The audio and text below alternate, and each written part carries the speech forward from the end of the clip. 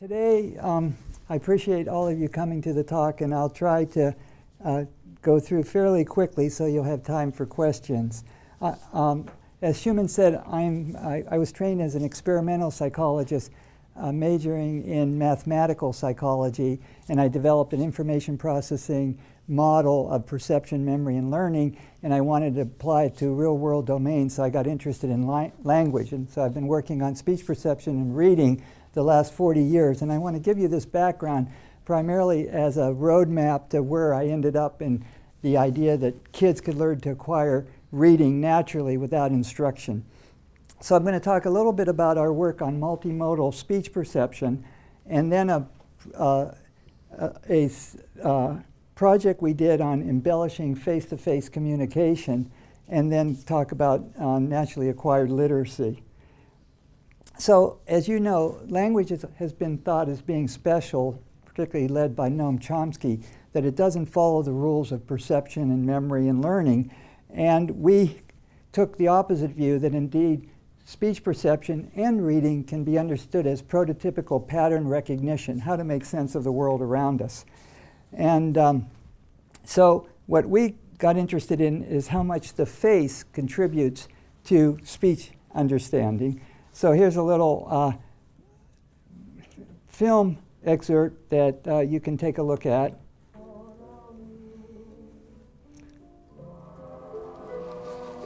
Okay, so it's particularly important that the men of the audience pick that up. As I tell my students, if the guys miss that, see me after class, because it's important for the survival of our species. So to study this problem of speech perception, we use synthetic auditory speech. We wanted to also vary the visible speech, that we could control it exactly. So we developed a computer-animated talking head called Baldi, spelled with I rather than a Y, because he's from California. So here, I'll let Baldi describe himself to you. I'm Baldi, and I am proud. There is very little behind my attractive exterior. See, there is only a wireframe underneath. I live through computer animation and text-to-speech synthesis. My visible speech is accurate. So we approached the problem as speech scientists. We wanted to make the visible speech as accurate as possible. And we developed Baldi that he could be aligned with either synthetic speech or natural speech. We also made Baldi multilingual by looking at the unique characteristics of different languages and programming the appropriate mouth and face movements in Baldi.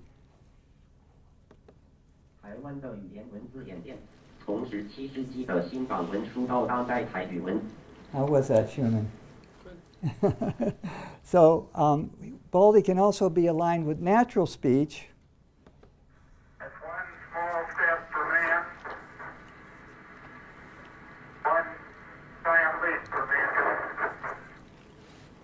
Okay, so basically you can think of Baldi as a puppet on a set of strings, and we're manipulating those strings moment by moment to produce the accurate visible speech, such as jaw rotation, mouth opening, lip roll, and zipping, and so on. My movements are controlled by adjusting the wireframe model at each time period. My speech is accurate because it is based on real speakers, and I have a lazy tongue just like they do. I can be texture mapped with the image of a real person. Hey, who said I'm not real? See you around. So we also modeled the tongue, because the tongue is very important.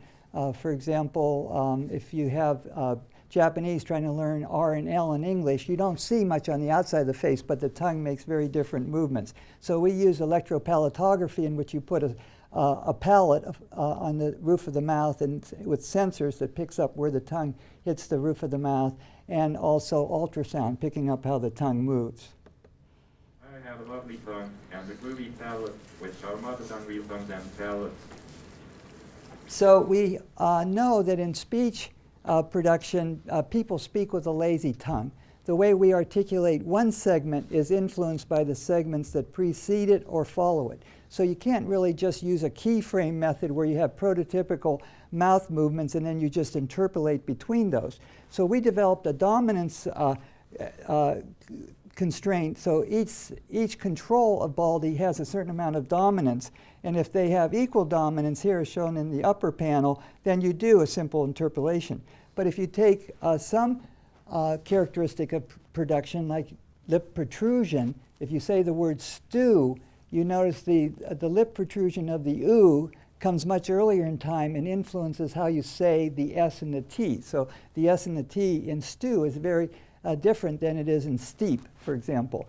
And so we assign higher dominance for the protrusion for oo, and therefore when we interpolate, we see that the lip protrusion then comes forward into the S and T. This is a co-articulation algorithm that's been tested in many different experiments and has been shown to hold up pretty well in the sense that it produces accurate visible speech. Our gold standard here is to get Baldi to give the same kind of quality of visible speech that a real talker gives. Now, some of you have experienced the McGurk effect. Anybody? Okay, so what you want to do here is you want to look at Baldi, and he's going to say a set of syllables like ba, ga, va, da, da, ma. Simply watch Baldi, keep track of what you hear, and then we can talk about it. Ba, ba, ba, ba. Okay, so Baldi said 4 syllables. Did you hear the syllable changing from syllable to syllable? Some of you? Some of you not? It's pretty small, but in fact, for those of you that did hear it, the auditory syllable was always ba, but the mouth was going ba, va, da, da. So if you were hearing different syllables, in fact, the visible speech was influencing what you hear. I can play it one more time. You can either look at it again or close your eyes.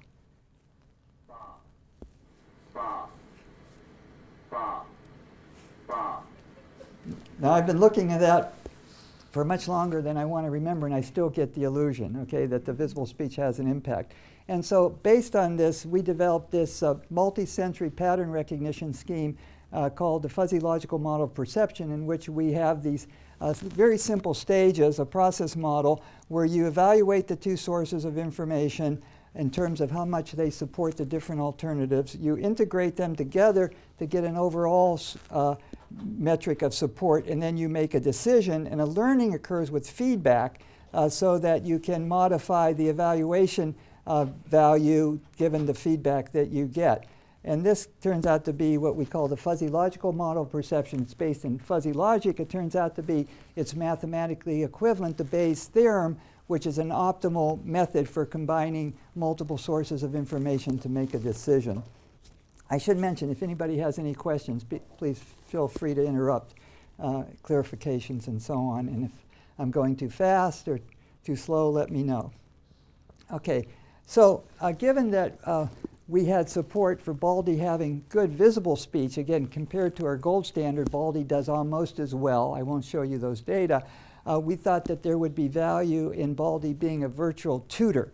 So who better than a bunch of deaf and hard of hearing kids that are behind in vocabulary simply because they have degraded hearing, and we thought that Baldi might be a good tutor. So here's a little part of a primetime special that evaluated Baldi's instruction of vocabulary for these kids. To see just how fast Baldi can work, Primetime had teachers create several new vocabulary lessons for Timothy, words he had never spoken before. Let's talk about what you see. First, Baldi checks his knowledge. Click on the bowling balls. Then, Baldi shows Timothy each item correctly, These are bowling balls. followed by a drill of speaking the words for the very first time. What is this? The ball. It's not easy. Click on the tennis rackets. No, that's not right. Timothy Right. mispronounced and misidentified 9 out of 10 objects. But just 3 weeks later, we retested him. Okay, Timothy, you're ready for the final test. What is this? Soccer ball. This time, he got 9 out of 10 correct, and his pronunciation improved dramatically. What is this? Baseball. Okay, so it looked like the kids were learning vocabulary, but we wanted to make sure that indeed it was the Baldi intervention that was responsible. So we did some experiments in which the kids are learning 3 sets of words. We're testing on all 3 sets every time, but we're only training on one set. So the idea is that if it's the Baldi intervention that's important, then they'll only learn that set of words and not the other sets. This is called a multiple baseline procedure. And so sure enough, the dark circles or squares are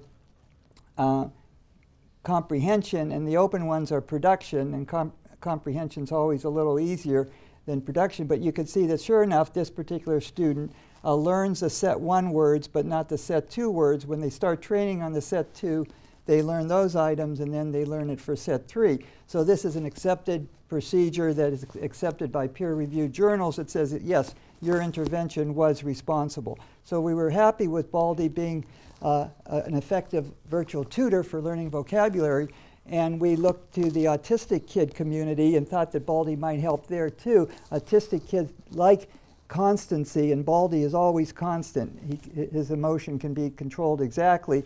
And we can also teach grammar. Here we're teaching singular versus plural with these autistic kids. And I'll just give you a quick look at Tony working with Baldi. Let's practice where the ladybugs. Ladybugs. So he's learning singular Correct. versus plural. Where the orange. And he's clicking on the right answer, but he's actually right. saying them too. The kids really Click on the resonate oranges. to Baldi. And Nice job, Tony. they come in, hi Baldi, I Where's the love you glass? Baldi, and so on. And Correct. sure enough, Baldi was also effective with the autistic kids. And so more recently, we decided to port Baldi to a tablet. And here we have Taryn working with Baldi on a tablet in a simple tile matching game where you make match 2 tiles so they disappear. Question. Yeah. Is it true that autistic kids have a harder time parsing human expression?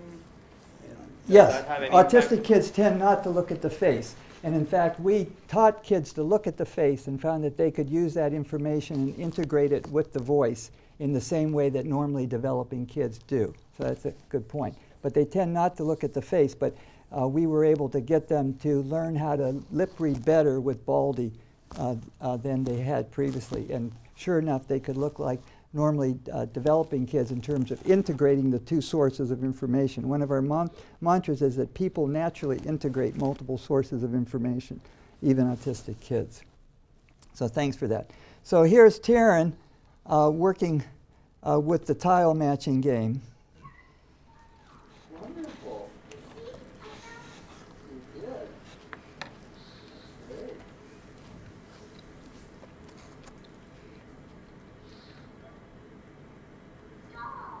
So you can see that the little game can be engaging, and the nice thing about a virtual tutor, it's available all the time, but there is a downside. So these programs to write are expensive.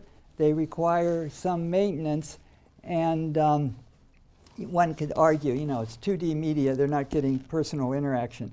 So one of the reasons I talk about this is because this kind of intervention is coming kind of late in the child's life, and one of my mantras is that we need early intervention, just to anticipate some of the things I'm going to say.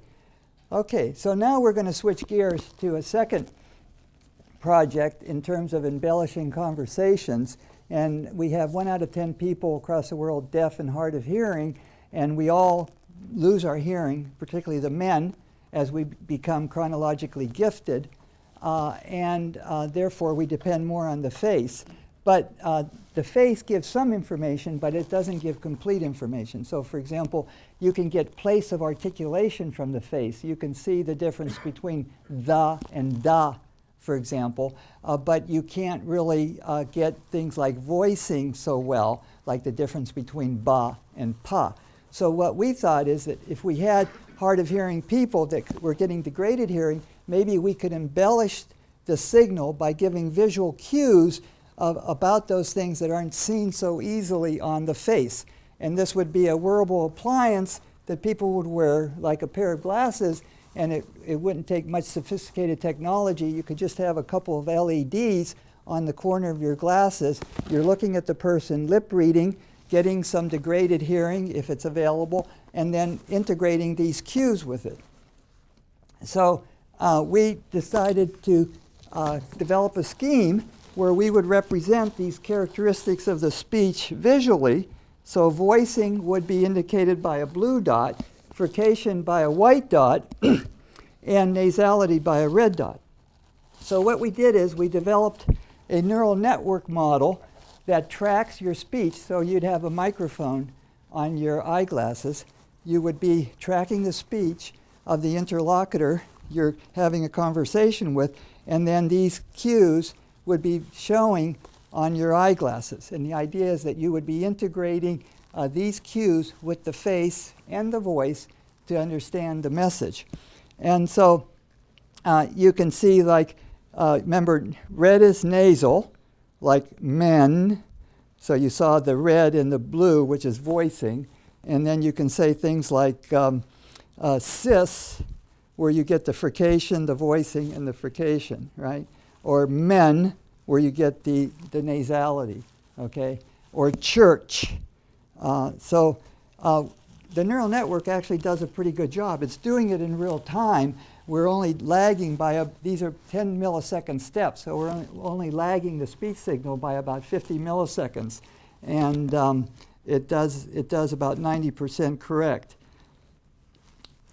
And so that's one half of the problem. The other half of the problem is for people to learn the cues. So if you see fan, okay, if you just see it on the lips, then that could be van, because you don't see the voicing so well. But if you get the cue that it's voiced, let's see if this works, live demos. So, so if you don't get the white cue, then you're okay. Fan. So I saw it went white, blue, white. Where if I say van, then you see you don't get the white cue. So that could tell you the difference between fan and van. So you just have to put those two things together. So so what we want to do is teach people, and we didn't have a whole population of people of deaf and hard of hearing people, so we depended on university kids that came in every day, or maybe 3 or 4 times a week for an hour or so a day, in which they practiced integrating these cues with the face. So Baldi would mouth a word with the cues. The student would write and indicate what they perceived, and then Baldi would give feedback.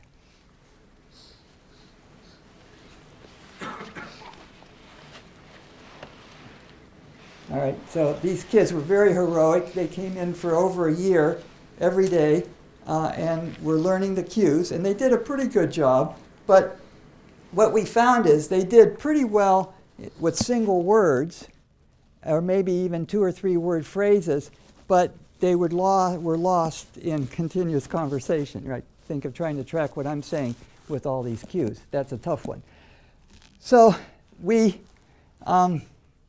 also made the observation that it's hard to change behavior. Now we know, first of all, people that require hearing aids, they have very little patience. Most of them throw them away, don't really use them. You probably have experience with people that have done this. And similarly, we thought there's no way we can convince people to spend a year learning these cues that might help them. And the other thing is, as you can see, when we don't hear something so well, our natural tendency is to move our ear to the source and lose the visual information. And so this woman who has hearing aids is gaining about 3 decibels of understanding, but in fact, if she were looking at the face, she would gain about 12 decibels.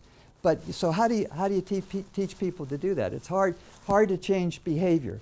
So this is another lesson in terms of where I'm going with in terms of the naturally acquired reading. So what we did in this project was that we thought, well, okay, why don't we just do full-blown speech recognition and then communicate that way. So the hard of hearing person can get all of the cues of you talking and then also get the words. So they can get the paralinguistic information and the linguistic information. and then have a conversation. Do you have any plans to enjoy the nice weather?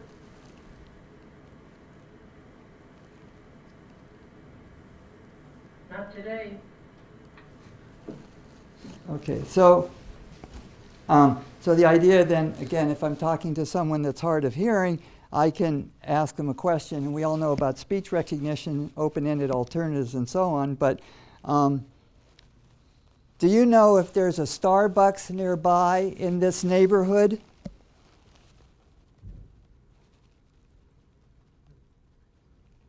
So, not bad. Did you see the frost on your roof last night? So you can do a pretty good job. Now this recognizer only runs locally. If you had access to the internet, it could do a lot better, and it could be faster too, simply because if you know about speech recognition, it has a much bigger database and more computational power and so on. So this is where we ended up on this project, where we just were doing the full-blown speech recognition. Okay, so we're making pretty good time. In fact, maybe going too fast. Okay, so here's what you all came for, I guess, and that is, again, I wanted to tell these stories because I want to show you how this took me in this direction. I should have shown some research also that we've done in reading, just in the same way that we did in speech perception, that people integrate multiple sources of information in reading, like putting together information about the letters themselves, the orthographic structure, that is how the letters go together in words, and syntactic and semantic constraints, for example. And so about 3 years ago, I arrived at this idea that kids are immersed in spoken language at birth. Why can't we immerse them in written language at birth? This has never happened because we haven't had the technology, but the technology is getting there. Why don't we immerse the kids in written language at birth? And the idea is that they'll learn to read naturally without instruction, and this has huge implications for the way society is structured today. Okay, what are we up against here? Well, the current belief is that speech and language, as I said, are very special things, and that they're more or less like instincts, whereas reading is artificial. It's artificial because it's only was created a couple thousand years ago, and we created it rather than some extraterrestrial influence or something. And the Marianne Wolf here represents the neuroscience community when she says in her book here, unlike its component parts, such as vision and speech, which are genetically organized, reading has no direct genetic programming, passing it on to future generations. So there's something special about reading, that it's artificial and speech is natural. And so that's what we're up against. Okay, so maybe I can have someone from the audience. Would you be willing to participate? So what I want you to do is there are going to be a set of pictures. I want you to name the object in the picture, okay? And just go from left to right and across the two rows. Name the picture. Name the picture. Tree, book, shoe, nest, eggs, baby, rabbit, ring. Okay, now you can do the next one. Tree, book, shoe, nest. So this is like the Stroop effect, right? Where you're trying to name the color of the print when it's spelled in words of a different color, right? So it makes the point that we did learn to read, but we do, once you learn how to read, you can't help but read. That's why advertising is so effective. And that it's just one more similarity with speech. We can't help but hear. Someone mentions our name, we can't help but orient our attention to it. So the way I thought about the problem is, well, what's needed for a child to acquire spoken language? And does that same child have that same stuff to acquire written language? And so for spoken language, the child's got to do some kind of signal analysis. They have to hear the syllables, combine the syllables in different orders, form categories that are associated with meaning, and most importantly, they need an early exposure. We know from those few sad cases where kids haven't had language until adolescence or even 6 or 7 years old, they can't acquire language. And what's really impressive, you don't know this, and maybe this is why you're tired in the evening if you have kids, in a given year, say from 1 to 2 years old, a child hears about 1,000 hours of speech, which is about 1 million words, okay? So that's a lot, right? So they need that early exposure, and they need a lot of it. Now, what's not needed? Well, some of you may have heard of the theory of mind. This is something that kids don't get till about they're 3 years old, and that is that they have some kind of understanding that they are them, you are you, and you can engage in something like a dialogue, and you might have different beliefs than they have, and that you can change each other's beliefs. Well, that's not necessary to learn language, because by age 3, kids are incredibly sophisticated language users, even though they don't have a theory of mind. As the car talk guys might say, it's unencumbered by the thought process, okay? So the kids acquire the language without thought. Now, one convincing piece of data was, you all have heard of Kanzi, who can do amazing things with language. In fact, how did Kanzi learn to manipulate these symbols and eventually that were associated with speech and eventually learn how to understand speech? Well, here's Kanzi on her mother's knee. Well, Matata, well, they were teaching Matata these symbols, all righty? So they spent a year or so doing very formal instruction of the adult Matata to learn these symbols, and Kanzi was just there nursing and having a good time and so on. Well, it turns out that Matata never learned, and then simply one day, some serendipitous discovery, they found out that Kanzi had learned all the symbols, okay? So that's pretty wild. Not much is made of that in that literature, but I see it really important. And this agrees with the idea that there's this incredibly explosive brain development that occurs in the first few years of life, that the brain is getting bigger, it's making more connections, pruning connections that aren't meaningful. And this is another support for the idea that it's important to get in there early when the brain is plastic. Now all these companies are telling us that our brain is plastic through our lifetime and we can learn and lower your chronological age and so on. But I'm kind of skeptical of that. It's a little plastic, but not like what the young kids bring to the table. Okay, so that's more or less what's needed for speech perception, and we can ask similar questions about reading. So for reading, we have to do some kind of signal analysis. We have to learn letters, combine the letters, associate those combinations with particular categories, and like speech, we need early exposure, and we need some kind of language and reading immersion in the same way that we have it in spoken language. Well, how many hours do we need? We don't know, but we know right now the kids are getting next to nothing, right? And I'll expand on that. So, first of all, in terms of the signal analysis, babies come equipped with vision that's very sophisticated very early on. Here's a baby at 3 weeks old where you can see her making these saccadic eye movements, tracking the toy. That's at just 3 weeks. A week earlier, she couldn't do it. Also, their visual acuity is very good, so that at 1 month, they're real good at arm's distance looking at you, but by 8 months, they pretty much have the vision that we have. So they can do about as well on the eye chart as we can. So the babies seem to be equipped to process visual information. And sure enough, they can form categories. So at 1 month old, infants can see the difference between a square and a triangle.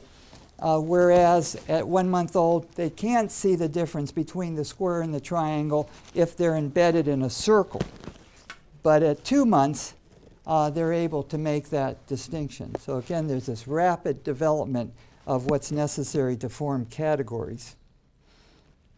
And it turns out that babies are incredible association engines. They learn statistical constraints like nothing, all righty? And developmental psychologists have made a cottage industry of this behavior, showing that kids can very quickly learn associations in speech, in music, in objects.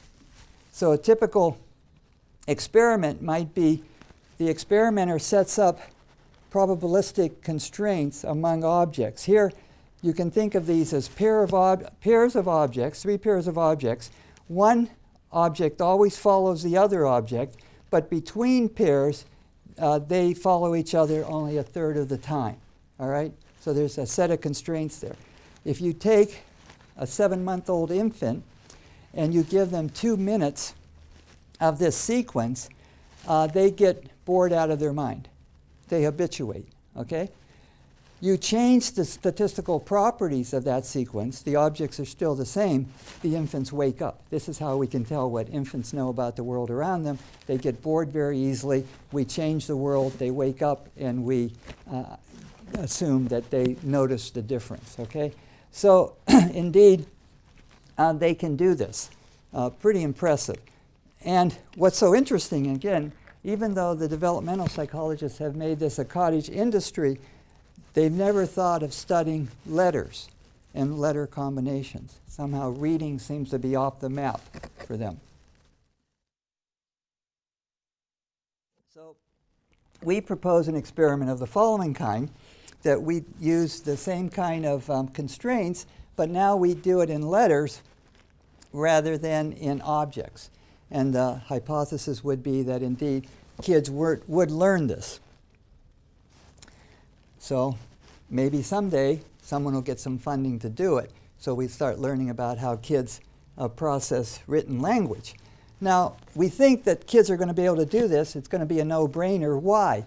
It turns out, it seems that if you do a topographical analysis of the alphabet and alphabets of the world, they have the same characteristics of the world around us, whether it's a geometric architectural world or whether it's a pastoral world.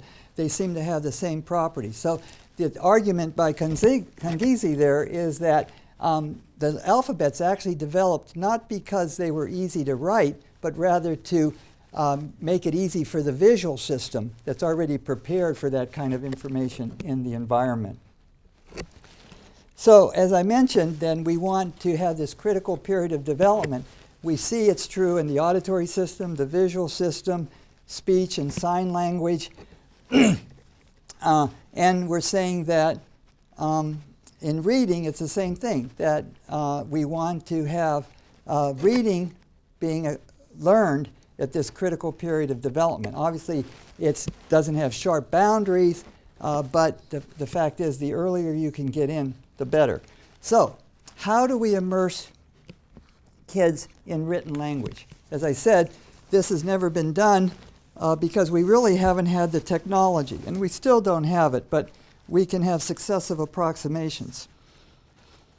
So, we can think of picture books. Picture books are really important for kids and their enculturation in the world. And we all read picture books to our kids. And it turns out that you think, oh, picture books, you know. There's writing in picture books, right? Look at the writing. Well, obviously, when you take eye movements of kids in picture book reading, 95% of the time they're looking at the pictures and not the words, right? And as you can see by the graph there, that the artist makes the fonts real funny and so on to please the adults reading, not for the kids to read. So we developed this app where we put in all of the popular books that we could find. We put them into our app, and so the caregiver can choose a book that they're reading, and then supplement it with nice visual letters that the kids can read easily. So here I chose Barbapapa at the zoo, and you could be reading along and the kid be looking the book. When they were having a party after the fire, Barbapapa heard cries for help.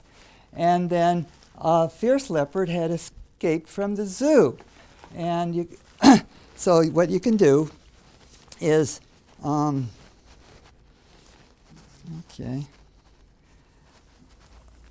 you can then dictate this. A fierce leopard had escaped from the zoo. A fierce leopard had escaped from the zoo. So now the child's getting nice written language that supplements the picture book reading, and they should then, get some of this written language that they need for the development of learning to read.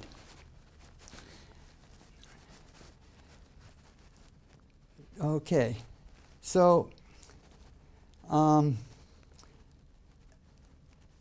when we have all the books in memory and we know what book the caregiver is reading, it makes speech recognition a lot easier. But someone can't really read our book without having the real book, so we're not really hurting any copyright. So here's another little one. So you could see it was kind of difficult for me to negotiate holding the book and the iPad. So there's these nice T-shirts you can buy where you can put your tablet right in here, right? And then it's easier to negotiate. So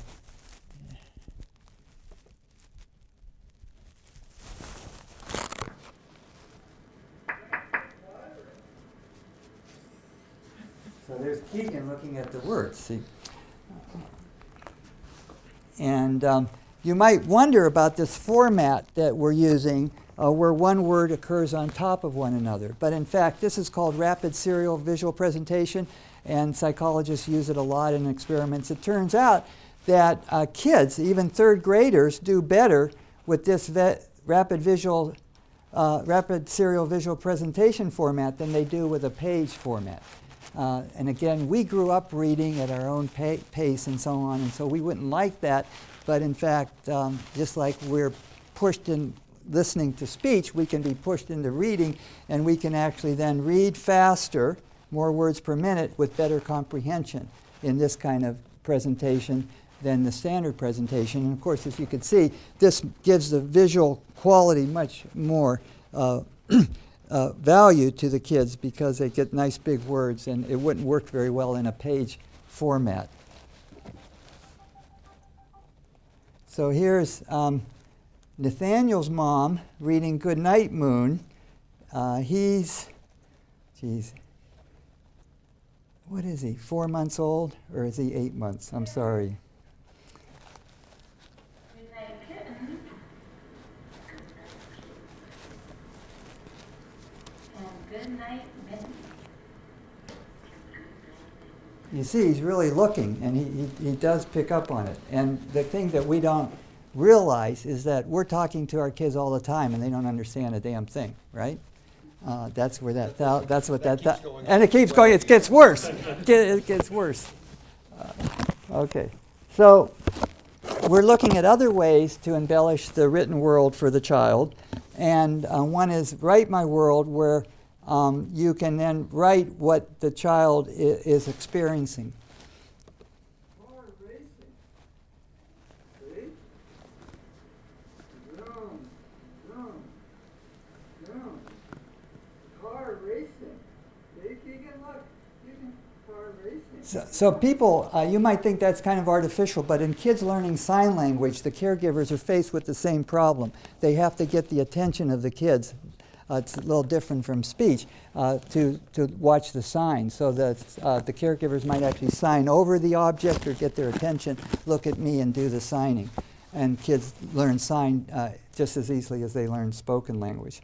So this other application we have here is that the child would carry around a camera and zero in on the world around them.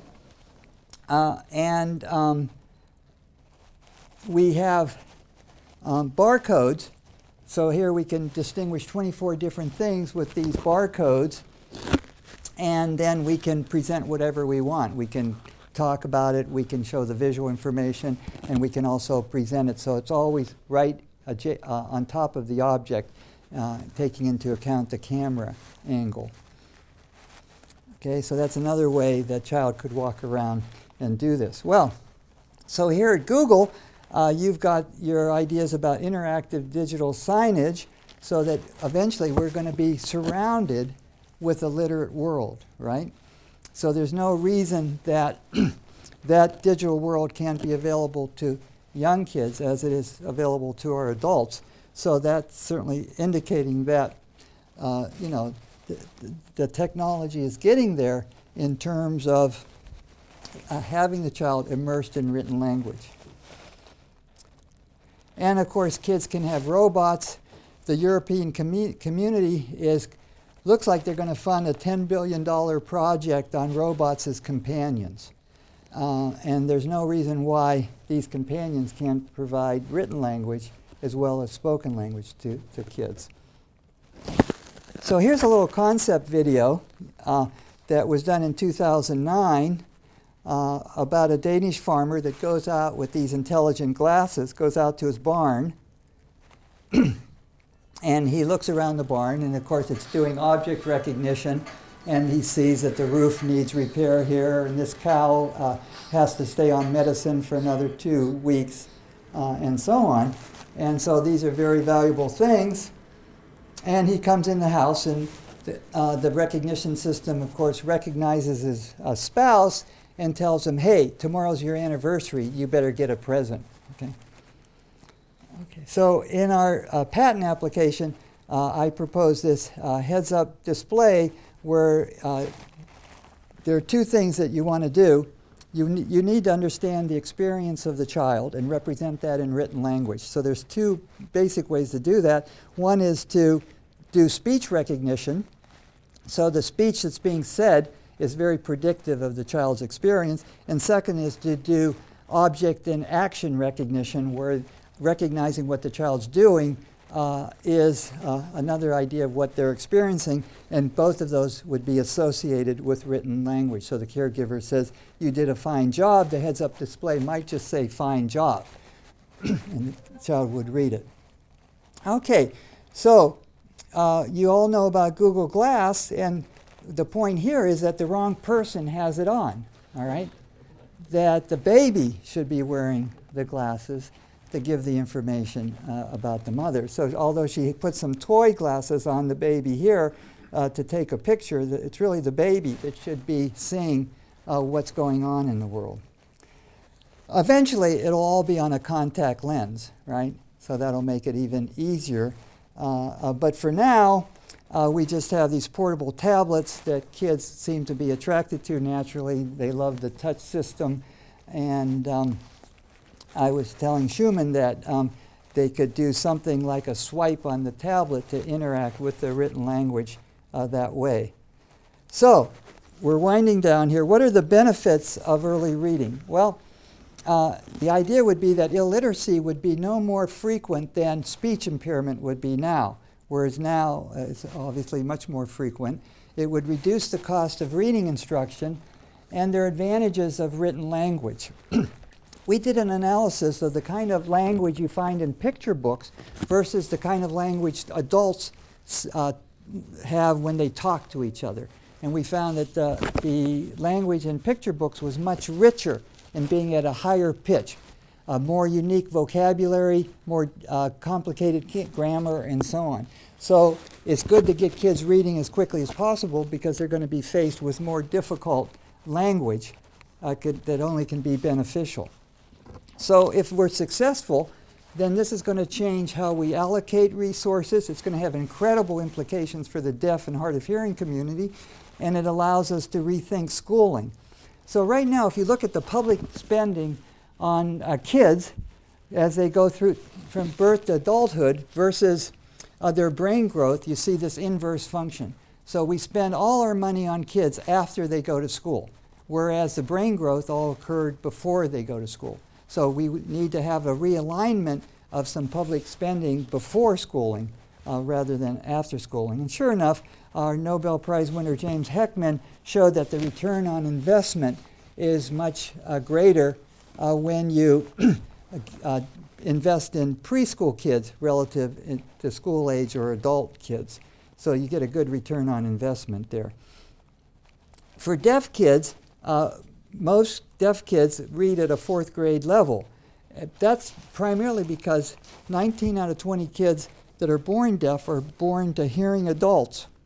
And the adults want to hear them talk, so these kids don't learn sign language very quickly. With our method, these kids could be bootstrapped with written language, right? So that would be their second language in addition to either oral language or sign language.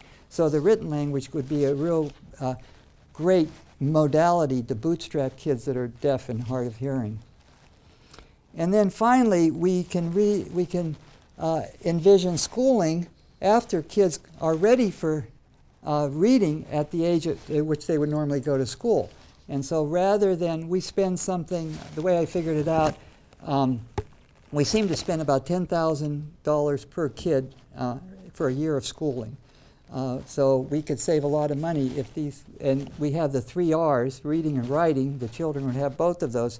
So it would be something that could help the economy a lot, but it would also allow us to think of schools as Dewey did, where we would have communities of scholars that with certain interests, and they would congregate together and pursue their interests rather than sitting in a desk and learning a litany. So this is the conclusion I usually give to the groups I talk to, because behavioral and social sciences is still pretty conservative, right? So I don't have to give that conclusion here, that, it's clear that science and technology impact life and that we have to be open to disruptive ideas.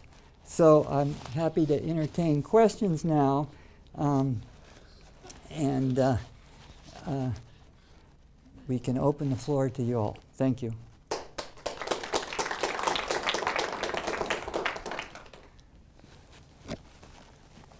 So when kids are small, you showed the brain growth and the importance of speech. Wrong time to get a call.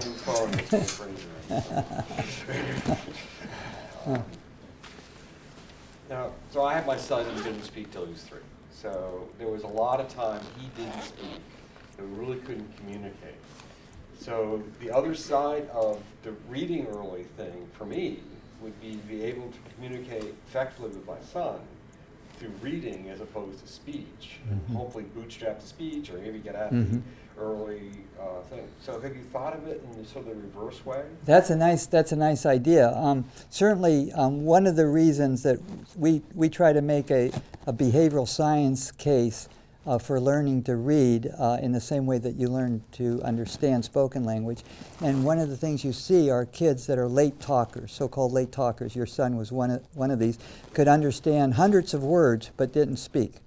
We have no idea if he understood a single word. But once he started speaking, did he? Yeah, but it took 2 3/4 years to Yeah. get him to speak. To get him to speak. But the point is he did understand. So there's a We actually believe that he hadn't figured out that crazy noise you hear, Uh-huh. that actually had meaning to it. They just thought it was Okay. just, like noise. Okay, well, Didn't I seem- can talk more about that lately. There's a scale you can fill out that says how many words your kids comprehend versus how many they produce, and kids always comprehend much more than they produce, and that's a normal trajectory. And so the point would be for reading, that could be also the case. The kids could be reading much more than they're able to write. But one alternative that people have chosen that in similar situations are baby signs, that babies are able to make signs that they use to communicate. So we can talk more about that later. Yeah. While far less sophisticated or consistent, Sesame Street would frequently show the words flashing, with the object, and precisely how you have it. As the word is spoken, you see the word flashed and the picture at the same time.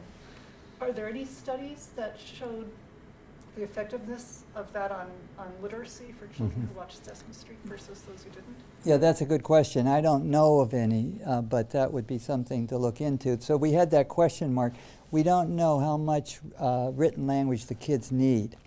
And so that, you know, the few times that today the show is brought to you by the letter L, Right. you know, that's probably not enough. But it's a start, and it would be nice to determine that. There are a couple anecdotes. The gentleman mentioned in India, they're showing the written language subtitles with the spoken language to help in literacy. When I visited Denmark, I was impressed that they show Sesame Street without dubbing, so the kids are hearing English, but they show Danish subtitles. So my idea was, hey, these kids want to learn to read Danish because they want to understand what the hell's going on in Sesame Street. So that's kind of a neat thing. Yeah, I don't know of anything systematic that's been done with that. People have looked at picture books and seeing what effect that has. Picture books has a big effect on language, but not literacy, because again, the kids simply aren't looking at the words. And there's some controversy about that. To what extent kids can learn from 2D media, but obviously reading is 2D media. So I think that's a no-brainer. Of course they can learn. Yeah? Have you experimented with teaching kids phonics using the flash method? So many years ago, we wrote a paper that said the trick about, so how do you teach a kid to read by today's schooling? Well, what you do is teach them how to decode. What does decode mean? It means that they're able to map the written language into spoken language, and the way you do that is that you teach them phonics, right? And so a colleague of mine just shared an anecdote with his granddaughter the other day. She had a picture of a cat, and she went, and the word was written underneath, and she went, cat. And then the next picture came on. It was an insect, and she went, bug. Except it said ant. Okay? So that's a great anecdote. So one of the things we wrote in 1979 was that one of the benefits of phonics might not be with respect to decoding, but drawing the kids' attention to the orthographic structure. That means the spelling constraints in the language, what letters follow other letters and where they occur in words. And we showed that indeed people are sensitive to these constraints even though they have nothing to do with spoken language, all right? There's just certain constraints in the written language. Some are dependent on spoken language and some aren't, but we're also sensitive to those. So our idea is that written language has these same constraints, and a deaf child could learn written language independently of spoken language. When we heard the picture book reading, we have an option. You can either have the voice on or not. You heard it on, and that can help bootstrap the child if she already knows the speech, but it doesn't have to be on. And the idea is that the deaf child could learn it that way. So to get back to the original question, I'm sorry about the long answer, is that we think that the child can decode into spoken language, and then it's a no-brainer, right? They can understand the spoken language. But in fact, I'm not so sure that's the case. Even if they do decode successfully, it could be the case that that decoding takes so much attention and cognitive processing, it distracts them away from the understanding of the message. And therefore, if we had the early literacy, they would comprehend the written language directly without going through the spoken language and not needing the decoding process. So if you start with very young infants, you want to start showing them words, not letters. That's right. So you're not going to teach them the alphabet. Just skip the alphabet. Yeah, and it would be learned naturally. With the idea of that, as we saw here, let me tell you about the baboon study. These investigators in France just did this study. They had these baboons in an open play area. They could go up to the computer anytime they wanted. They probably were a little hungry that they could get this food. And they saw 4-letter strings. And some of those letters, half of those letter strings were words, and the other half were non-words that were composed of the same letters, but they were not words, so they had different orthographic structure. These baboons were able to classify these items as words versus non-words. They didn't know the meaning, but the point is they were using the structure to discriminate those two, what letters combination occur in what positions and so on. So they're picking up these constraints. So the idea is that when kids see whole words, they're going to learn about the individual letters because they are separate objects, and they'll learn about them in the constraints and so on.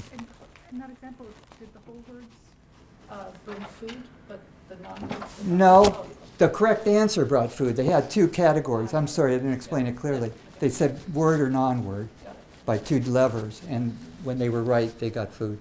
Yeah, sorry, you were first. So there's obviously differences in languages, or like for example Chinese, you learn the symbol in some sense anyway, rather than the pronunciation. Right? But there's well, like Schumann will tell you, the Chinese, you're really teaching them something like pinyin first, where they're getting something closer to an alphabet. Okay, so again, in my system, I don't think I'd want to throw characters at the kids, but rather maybe something like pinyin. But like Schumann said earlier, kids can learn anything, and maybe they could learn the characters too. But there's no reason why we'd have to give them the characters. We could give them the pinyin, and eventually they would learn the characters. there's also in other languages, of course, it works better to learn than the characters. For example, in Spanish or so, where pronunciation and the actual letters are much better matched than in English, where That's right. you can be pronounced very differently, right? Yeah. For example, Right. Yeah, so that's a whole nother dimension of the reading wars of whether a nice direct mapping between the written language and the spoken language makes you a better reader. And there's not much evidence that it really does. And again, my argument would be that you're going to pick up the structure of the written language regardless of how it's mapped into the spoken language. So it could be a deep orthography or a surface orthography. It doesn't matter. Good question. Yeah. So I know that my son had trouble reading too. Mm-hmm. But the big thing about reading is that once you get it, you get it. Mm-hmm. And you may get it a couple of years late, but once you know how to read, you know how to read. That's right. and, Yeah. and you make your vocabulary, but That's you right. actually know how to read. That's right. Is that true for speech too? Once you know how to speak, you know how to speak, and for adult readers, there's a thing you say, you're an adult reader, and bang, you can be 40 years old or Yeah. 15, and you haven't changed. Yeah, that's actually a good question, because I don't know how easily we can test it, because again, most of us learn to speak very quickly, and so it's hard to know, say now you can understand the language, right?